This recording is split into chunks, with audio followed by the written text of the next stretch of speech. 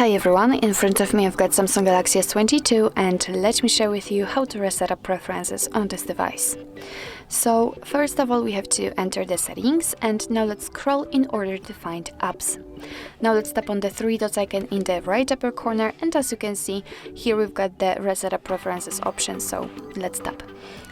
Right now your device is informing you that it will reset all preferences for disabled apps, notification restrictions for apps, background data restrictions for apps and any permission restrictions. What's more, no worries, you won't lose any app data, so just tap on reset if you're ready, and basically that's all. This is how to reset up preferences in your Samsung Galaxy S22.